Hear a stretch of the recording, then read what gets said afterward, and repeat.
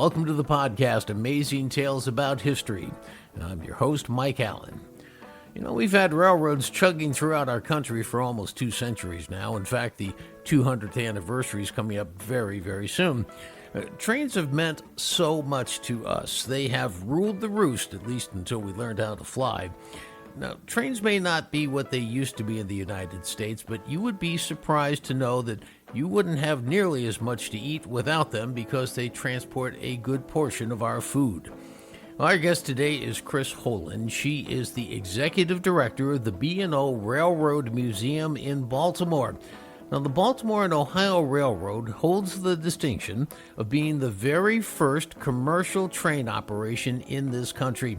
The company laid the first mile of track in the United States. Chris has all sorts of great railroad memories for us, and she's going to be along momentarily.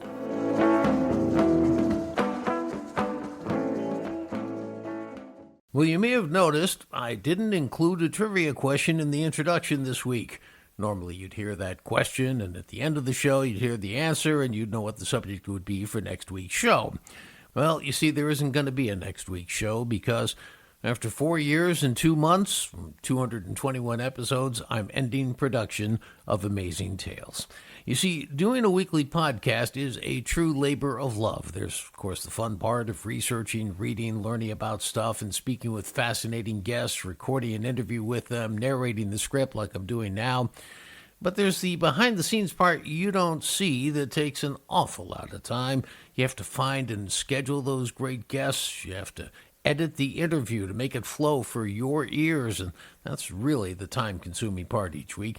Then you have to produce the episode, promote the episode, and anyway, once you get the incredible satisfaction of completing that cycle, you realize it's time to wake up and start that process all over again. Something I've been doing now for more than 4 years. Well, I began Amazing Tales as a retirement project, and now I'm going to enjoy retirement a little bit more. Now, I'll still be doing public appearances, and I might write a book or two about my favorite Connecticut history stories. Now, I'm going to keep my website active through at least the middle of next year, 2026. That's where you can access all 221 episodes and find my public speaking schedule, and the website, of course, is amazingtalesct.com. The many outstanding guests, which are, of course, too numerous to name here, are the secret sauce. They're the ones who made Amazing Tales what it is, and I want to thank each and every one of them for the remarkable, dare I say, amazing contributions that they made. Most of all, I want to thank the thousands of you who have been along with me during this ride and let you know just how much I appreciated every email, letter, and book that you sent my way. You're never really going to know how much that meant to me.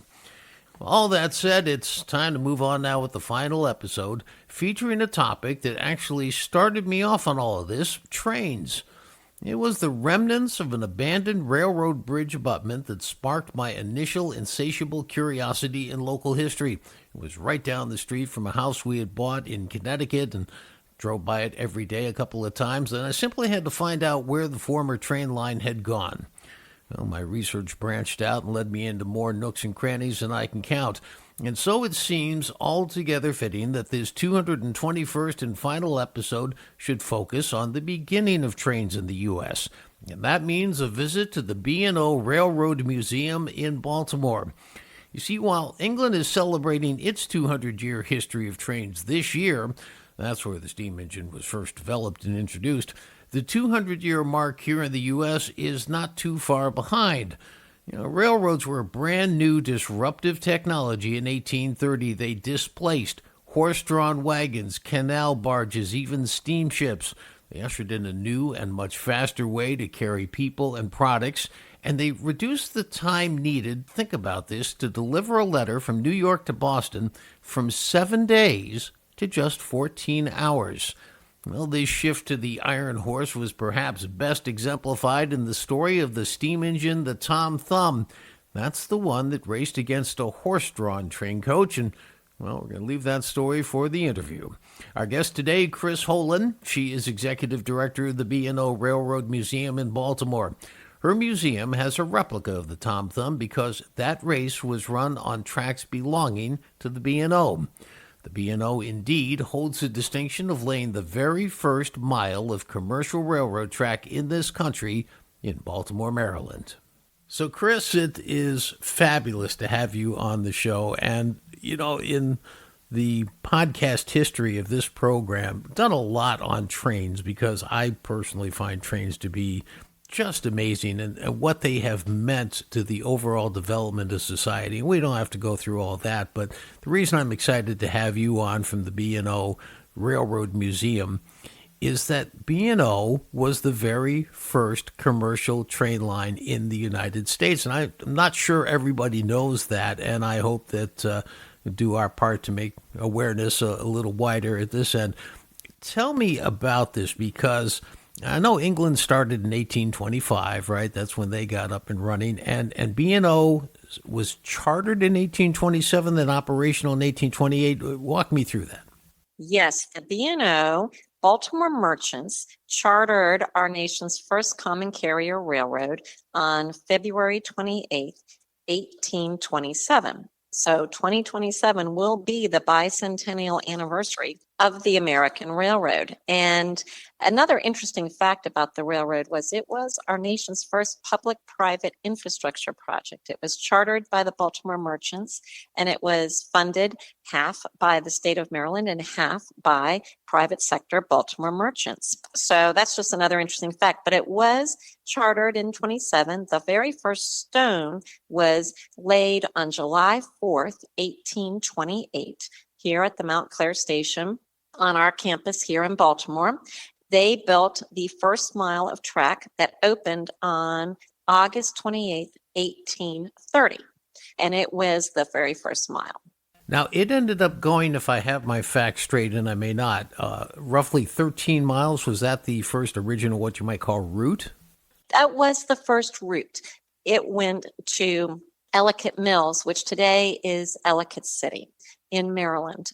Now, I know in Connecticut, where I'm based, the earliest trains were both freight and passenger. I think passengers were maybe a little bit scared, some of them, to go on it because there were often derailments and whatnot. What was the B&O like when it first got started? Was it catering more to businesses or passengers? It was catering more to passengers. So the B&O was actually our nation's first luxury passenger rail. I mean, it also did freight as well, but while the Amtrak is not direct lineage to B&O, B&O was first passenger train, and the B&O was luxury passenger service. Chris, one of the reasons, and I almost hate to admit this, but one of the reasons I was so familiar with B&O was because I love the game Monopoly, and I played it all the time, and it was one of the four railroads along with the Pennsylvania, the Reading, and the Short Line, and you always heard B&O. And yet it turns out that all those were near Atlantic City, which of course is what Monopoly is based on. But nevertheless, B&O was far ahead, I think, of those other two, the Pennsylvania and the Reading, and Short Line was actually a trolley line, wasn't it? Yes, and the B&O did actually go into New Jersey. What's interesting today is that in preparation for 2027, we do plan to release a Railopoly 200. So it would be a Monopoly board game, but dedicated to 200 years of railroading. So for all the rail fans that want to see Monopoly and play Monopoly, but focused on important places around the country where significant rail milestones occurred.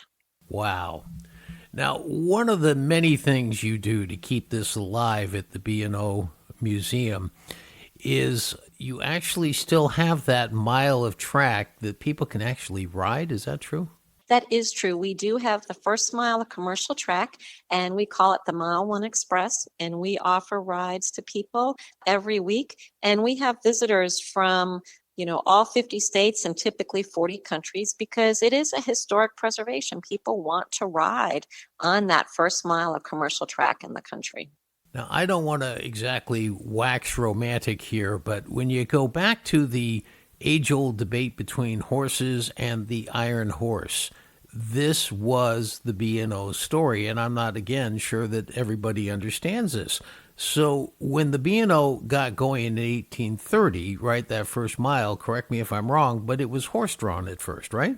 It was horse-drawn. The very first rail cars were pulled by horses. So there was a legendary race that occurred on August 28th, 1830, and it was between the Tom Thumb, which was designed by Peter Cooper. It was between the Tom Thumb and a horse-drawn car.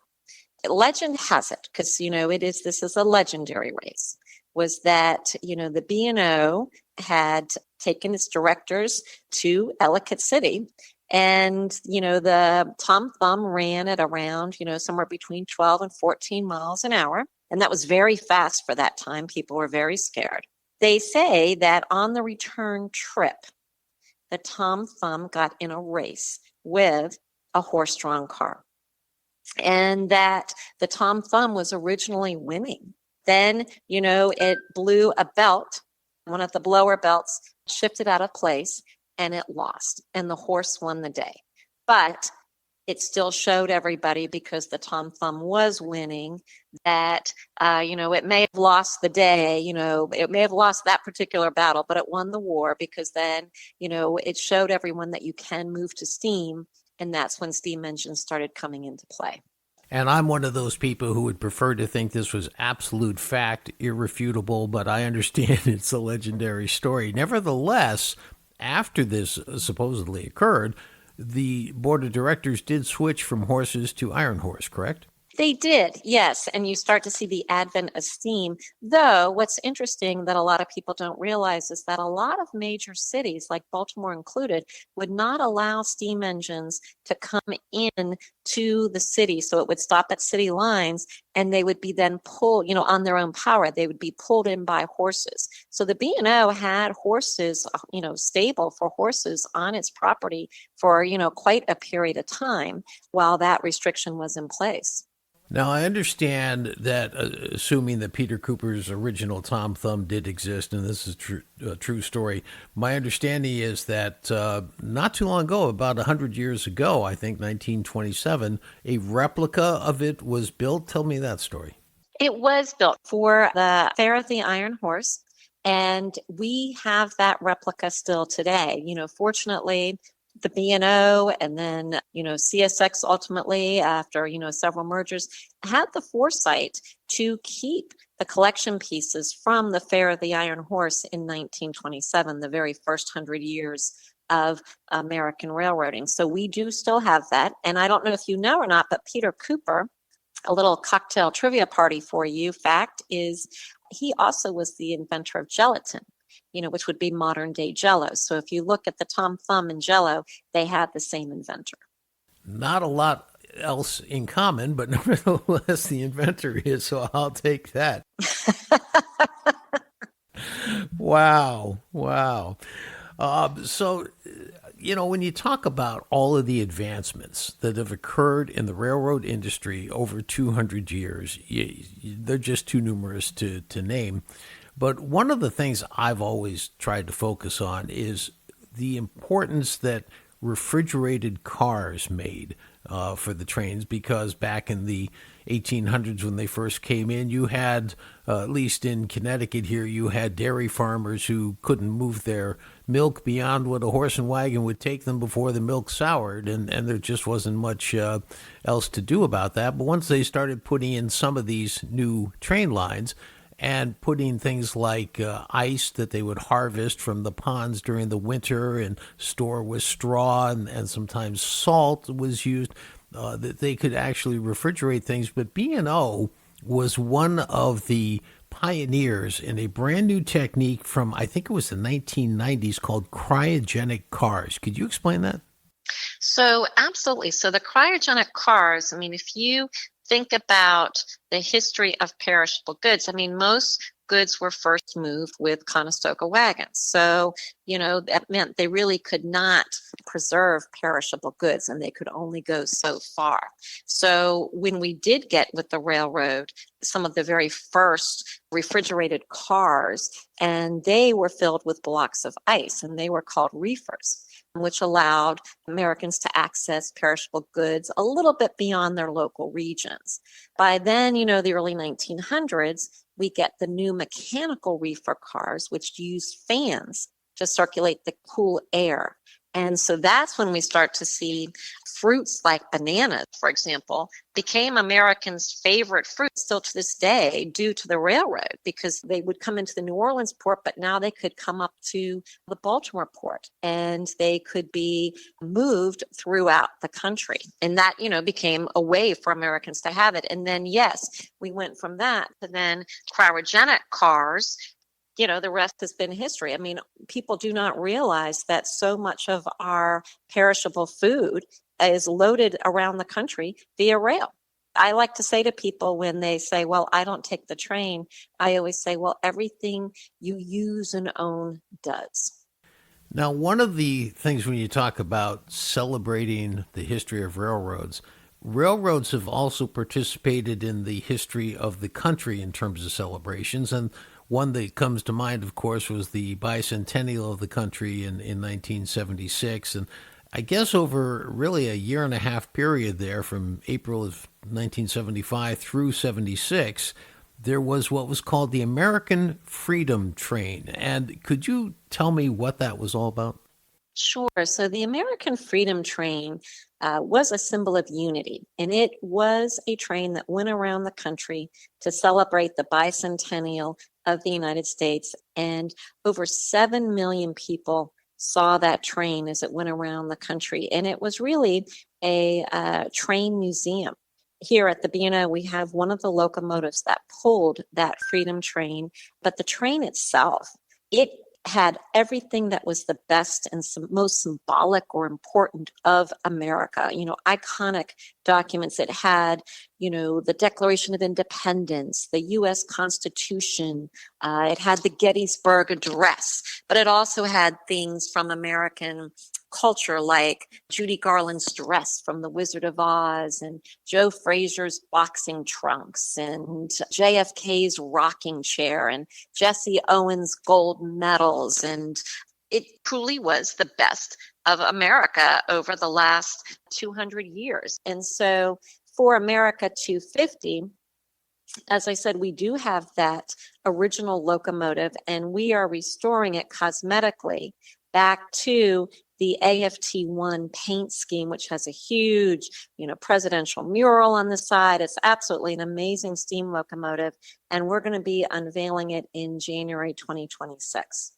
What is the reason why Chris Holen is at the B&O Railroad Museum? Is it because you just love trains and it's so exciting, or you're a museum professional who just happened to get into the train field? I think it's a combination, because, what I find really amazing about our museum and trains in general is that if you look at our museum, every car, every building is connected to a significant event, person, or place in American history. And so we like to say we tell the story of America through the lens of the railroad.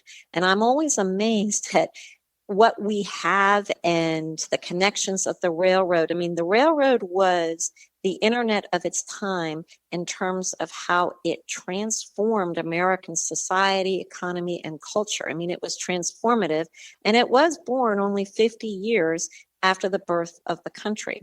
So when I see trains go by, I think about the history, but I also think about the fact that today, in modern times, the railroad facilitates over $2 billion a day of economic commerce.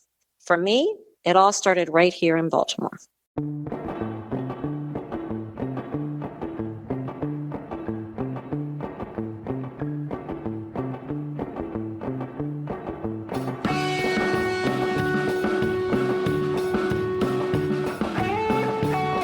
Well, that wraps up this episode of Amazing Tales About History. I want to thank our guest for today's program, Chris Holen, Executive Director of the B&O Railroad Museum in Baltimore. Well, again, thank you all for listening, and I hope to be able to meet many of you at one of my upcoming public speaking engagements. Please don't be a stranger. Come on up and say hello. Remember, that schedule's on my website at amazingtalesct.com/talks.